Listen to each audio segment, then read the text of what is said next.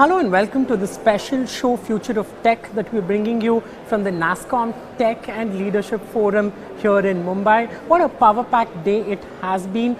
The best from the IT industry, the best technology on display, global voices all under one roof.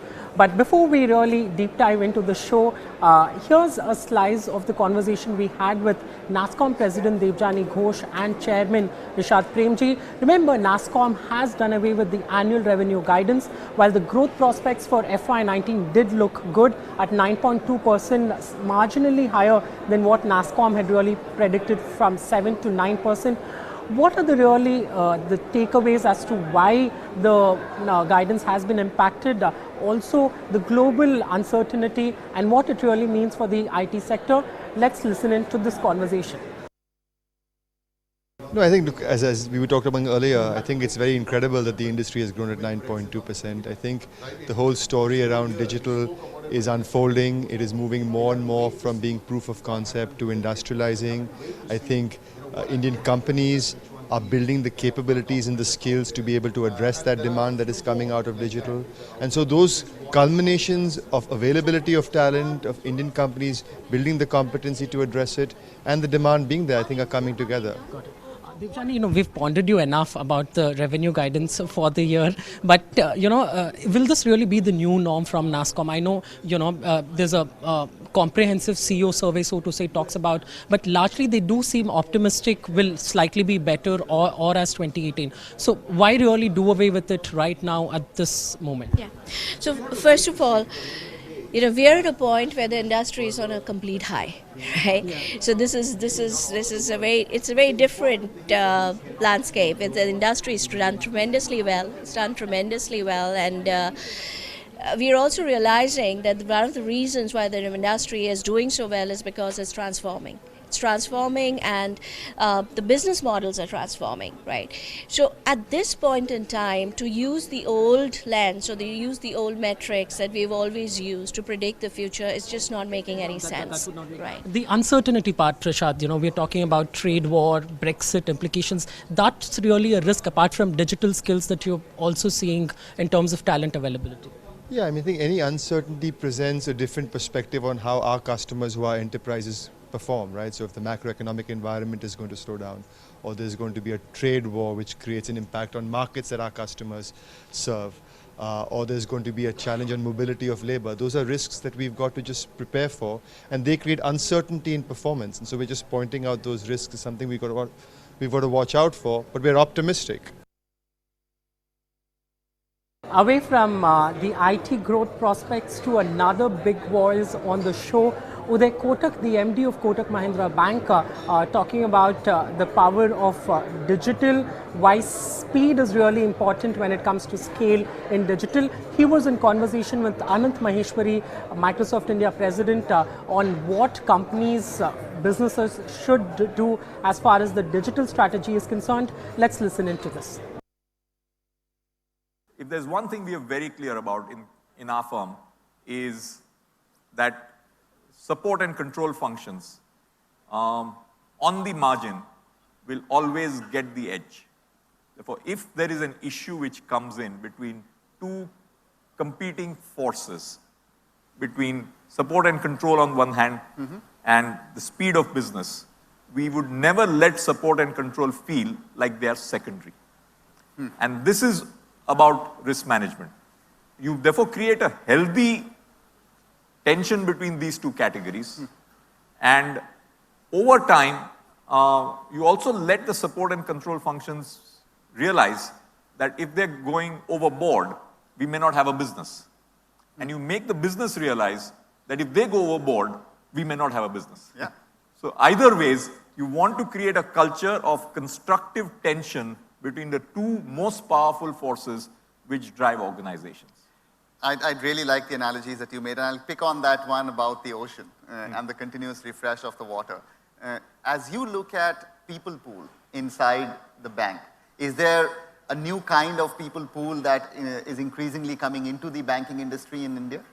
The people, in fact, that's one of our challenges. I think lots of people today want to have a startup, want to be entrepreneurs, and I frankly like to take people who have been entrepreneurs and have found it difficult. Because they're the best people to get, because they know what it is to be an entrepreneur, to have the courage of having done that, and bringing that entrepreneurial skill within a setup which is certainly more structured. And therefore, entrepreneurs who've had challenges in their businesses are most welcome to join us, should you decide so. You know, so I would completely agree with that, and a big applause to that one. Because I have had a very similar recruiting philosophy to really look for people who had it, who've had that journey, who've seen it tough, and then you provide them the environment. Would also love to get your perspective the other way around. There is a lot of culture and this balance that you strike in the banking industry. The fintech startups, what can they learn in terms of culture? What should they do differently as they go forward? Because there's some things that they're learning the hard way. If you look at the ratio of success, first get into a mindset that your probability of success is 1 out of 100. Okay? And assume that you will be in the 99. And with that philosophy that you're going to war with death has a very high probability is a good way to start. And then if you live, wow. Yep. No, fantastic. So let me shift gears a little bit. You spoke about speed and agility. You spoke about changing culture. You said, I even question why we call ourselves a bank. But the regulation and policies will classify you as a bank, will classify you as a critical institution that is critical for the country, and therefore will have to move regulatory frameworks in a way that may not allow that speed and agility, or may aid that speed and agility amongst the competitive set. So points of view that you would have around that, because this is a very hot topic continuously. You know, I think at some level being a bank is also a natural positioning for trust, okay? And I'm sure there are many startups here, but I believe that if you look at the level of leverage which a bank runs, and at an average, for a banking business to be having a business model, debt equity ratios are at least 10:1, okay? Banking is one of those most unique animals, which is a high risk business, but perceived to be safe, okay? When you levered at 10:1 or higher, and people perceive the bank name to be anonymous, to be synonymous with safety, you have a contradiction in terms, okay? And therefore, at the levels of leverage we run, we have no choice but to ensure that we manage our risks well. And then you have this whole transforming situation out there. Therefore, it's like a classic case of a clutch and an accelerator playing at the same time with the need for a break once in a while. And you just got to make sure that you play these different pieces of an orchestra extremely well. But having said that, if you ask me if a Google or a Facebook ever decided to be a bank, we have trouble. From one important voice to a global one this time, we are talking about the big Twitter influencer and the chief digital evangelist for Salesforce, Wala Afsar, talking about why he is betting big on the Indian market, the fact that there is a massive adoption of internet, his big trend that really stands out this year, and also the top 2 advisors for startups really from him. He's the man really. So for startups watching this, do take down notes as he really decodes the big trends going ahead. Lastly, before I let you go, apart from AI and ensuring they're abreast with the latest technology, for startups watching the show, which tech is really at the core of it, what is your 2 bits of advice for them to stay relevant? AI it is, what else? Based on my experience in terms of business critical success factors, especially when you're a small business, in order of importance, and this is my opinion, culture. Your culture is your brand. How you treat people, what your core values are. And when you think about your culture, think about trust as your number one core value. Believe you me, there's a trust deficit, especially in the tech industry. So if you're a startup or you are a conglomerate, if your values begin with trust, you will have a chance to be successful in this hyper-connected, knowledge-sharing economy. So culture, talent. The company you have is the company you keep. Hire for attitude, train for aptitude.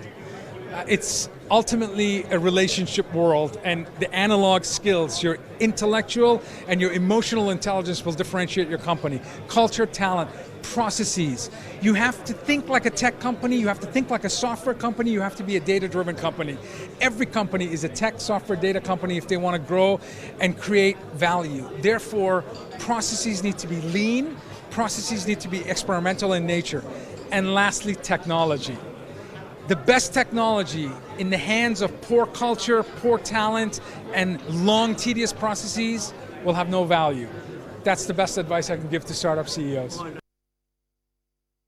While after that, clearly saying that AI will be a must from a survival point of view also for companies. Moving on, you did hear to the Nasscom chairman and president on the growth prospects for the IT sector and the global macro uncertainty that's really gripping the industry, so to say. But now let's listen into the top IT companies here at NTLF. I caught up with the CEOs of Tech Mahindra, Mindtree and Mphasis to understand what really is the impact of Nasscom doing away with the guidance. What are the trends that this really seeing standing out from an industry perspective, and what really it is as far as digital IT spends are concerned? Let's listen into this conversations. Nasscom is really some of us working together as executive council. We all deliberated on it and we said a broad guidance of 7 to 9%, it doesn't make any more sense, because at this stage every company has to reposition themselves, and within that the Nasscom basically decided that they will focus more on qualitative aspects of where the industry is going. Ultimately the direction has been set. But largely, are you also optimistic about, because if you look at the CEO, survey also, tech spends are better. They say about 84% of them are positive that the year will look perhaps similar or better. So, are we really navigating through some tough challenges here, sir? I mean, the fact is that glass half empty or half full, the reality is similar growth means 7 to 9%, and which is great by any standards. And challenges, I mean, you have to weave in the challenges into your business responses. And I'm not saying there are zero challenges. The reality is that US or China or Australia or UK or Brexit, I mean, there are enough reasons to say that there is uncertainty. But at the same time, the good news is that technology is over-encompassing. Technology is woven into the fabric of every industry, whether it's a hotel or a healthcare. And I do believe that is really the best tailwind we can get. All right. I know you have a board meet slated tomorrow. Buyback is really something that investors are... So that's a conscious decision that the board will explore in terms of enhancing shareholder value really at Tech Mahindra? I think the board meeting is really to acknowledge that we are serious about shareholder value creation. We are looking at our capital allocation policy, and in all fairness, both dividend and buyback are standard instruments for returning value to the shareholder, and the board will definitely consider all the options. We live in exciting times, both from a technology point of view as well as demand from customers' point of view. I think you look at every customer is now saying, we are not in that domain, we are a technology company. And they want to use technology to be able to see how they can change the business. I think while we called out digital early on, when KK was the CEO, he called out digital, and we were one of the earliest to do that. And that gave us a lot of results in terms of what you're seeing today.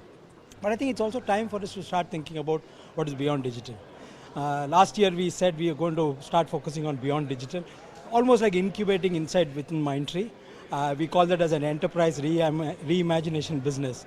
And the idea is actually, we believe some of the problems that hitherto could not have been solved, some of the newer technologies will help us solve. And that is the focus that we are working on right now. It may take maybe 2 years, 3 years before we start seeing meaningful numbers from there, but I think that's an investment we are making.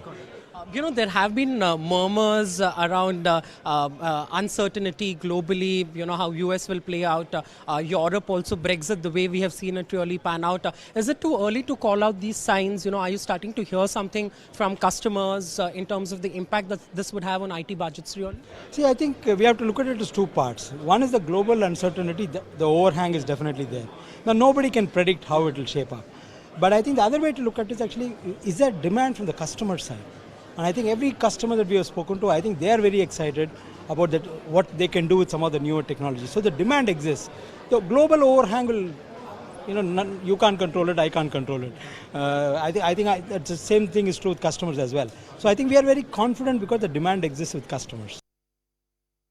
I think if you ask me, giving you a broad survey of what the industry CEOs are seeing the environment in, gives you a little more color than just a number.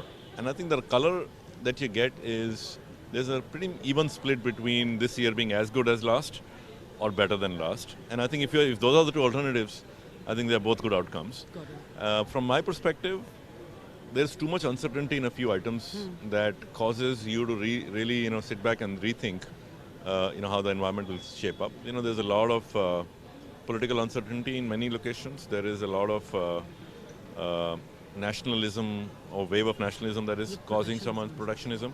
And finally, I think there is also this unknown Brexit issue and what shock that gives to Europe, which is the second largest market for all the industry. So I think there are multiple issues that you're not very sure of. But I tell you, the backdrop is that tech spending is not going away. Yeah, which is what budgets are strong. Every business is a technology business. So that that overall backdrop of the industry is fairly bullish. Got it. One would ask the IT companies industry has weathered through stormy waters, uncertainty. What is it so bad right now? Is it a lot of this happening at the same time? The fact that Brexit, after no clarity, now we would really see it. What really is it? Because over the last year also protectionism measures was something we have been discussing, the uncertainty around it. Yeah, I think there's no one thing. It's really a question of, we had a pretty good year last year. 2 years ago, everybody had written off growth. If you look at the industry, they're still growing 2.5 times the global IT growth, which means we are still gaining market share at the cost of somebody else, some other providers, typically global providers. So I think from that perspective, also keep in mind there's a lot of work in progress even on the digital side. So there's a lot of migration of spend from traditional to digital. So from that perspective, we are a work in progress. Digital is growing at 30%, traditional is growing much slower, if at all. So I think there is, with that backdrop, I think even if we assume that this year is going to be as good as last year, we're still talking high single-digit growth, which I think I'll take any day. Got it. Away from all the negativity, let's talk about the positives. IT spends, something you alluded to initially, are looking good. It's not like, clients are not opening their purse strings. Talent-wise, also hiring is likely to be similar to what it was last year. So net by net, it seems like there is demand. There's that latent demand that you're trying to really fulfill. In terms of hiring, also be similar at emphasis from what we will really see. I think the paradigm is slightly shifted. It's not just about hiring or a number of hiring. It's about hiring the right skills in the right market at the right price point with the right profitability. So I think that balancing act is not easy to do. From our perspective, I think the ability to create a competency, the ability to bring solutions together, deploy IP, upskill people, all of the levers are being applied. So from our perspective, I think that's the way we are going and building our business. As long as we see robust demand, hiring will obviously be following. But I think there is a certain degree of non-linearity, at least that we are trying to drive in the business. Thank you so much, Nitin. Wonderful chat. Away from all the action from the IT industry, NTLF is also the space for entrepreneurs to come, the latest technology really on display. So what's the mood like from startups at display this time? My colleague Rahul Kumar really went to the tech cafe to find out what's interesting at NTLF this time and what really stands out. Let's take a look. So I am here at Nasscom Technology and Leadership Forum 2019 held in Mumbai, and apart from all the action in IT industry, here we are witnessing many technologies which are going to change your life in upcoming days. So let's take a glimpse of it. Traffic is a very big problem in Mumbai, and it is universal to entire India. So I just wanted to understand from you how your technology will simply curb this problem. See, we at AlgoVision has come up with AI-based technology which can increase the violation detection from what is today less than 1% to more than 90-95%. So if we detect the violation like red light violation or illegal parking or speeding or helmet violation detection, we will be able to get a very good discipline in the traffic and thereby increase solve the traffic problem and increase the productivity of the urban population.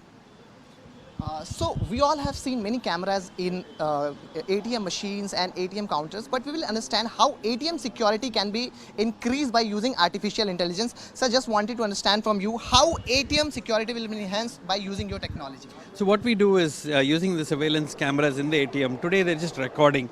No one is doing anything. Even if something happens to women or somebody is stealing, nothing happens. Whereas our software, it's a small box sitting inside the ATM, will look at all the camera feeds. And if any unexpected, anything other than normally walking up to an ATM, people are trying to break the ATM, stealing from women, some unexpected action happens, immediately software would send an alert to the security office and immediately they can follow up.